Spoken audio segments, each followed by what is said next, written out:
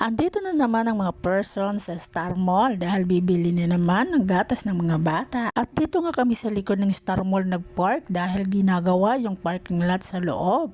Kaya yan, nakahilera yung mga sasakyan sa likod at mainit. At pagpasok namin, ayan, si kuya nakakita ng laruan kaya agad-agad sakay siya. Buti na lang naalala ko, may isang token pa pala kaming matagal ng tinatago, nasa bag. Kaya naman, ayan ang ginamit namin, isang play lang.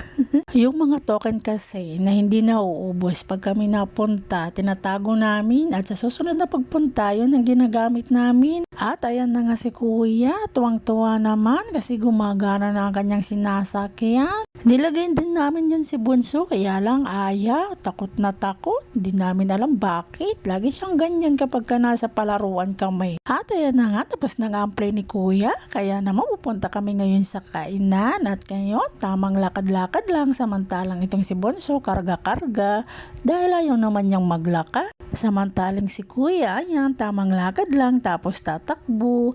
Kaya pag may batang kasama, lagi talagang alerto dahil hindi mo alam kung saan magpupunta kapag hindi mo na nahahawakan. Lalo na itong aming kuya dahil kung saan-saan sumusuot at minsan kung kani-kanino pa sumasama basta mahaba ang buhok. Akala ata na mama niya kung minsan magpapabuhat pa. Andito na nga tayo ngayon sa McDo. Dito kami kakain. Kaya lang hindi ko na videohan dahil sa sobrang kulit ng dalawang ito. Nakalimutan ko tuloy. Katapos nga namin kumain, ngayon bibili na kami sa Pure Gold ng gatas ng dalawang makulit na ito. Habang pupunta kami sa Pure Gold, ito naman kuya ay takbo ng takbo. So ayan.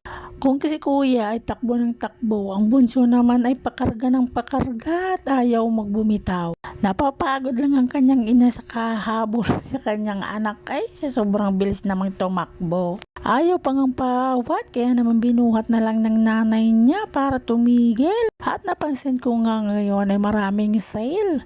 Kaya lang wala tayong budget kaya pas muna tayo diyan dahil ang importante gatas at diaper ng dalawang makulit. Ayan nga ay katatapos lang natin bumili sa Pure Gold. Hindi na ako nag-video dahil naalala ko bawal palang mag-video. Marami kasi akong nakikita sa TikTok na bawal mag-video sa loob ng Pure Gold.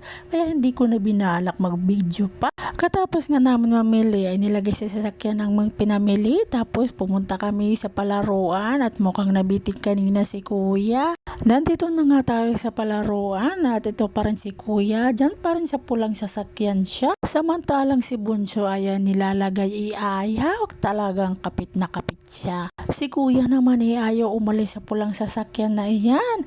Sa dami ng laruan, si kuya ay sa sasakyan lang, hindi na naglaro ng iba. Samantalang ang bunso ay wala talagang nilaro ni isa dahil ayaw naman niya. Nung natapos ay nilipat naman nila sa katabi na bilog, kaya lang ayaw din niya. Kaya ayan, bumalik sa pulang sasakyan, kaya lang mayroon ng ibang nakasakay na bata, kaya kinukuha ng nanay, ayaw niya, kapit na kapit siya.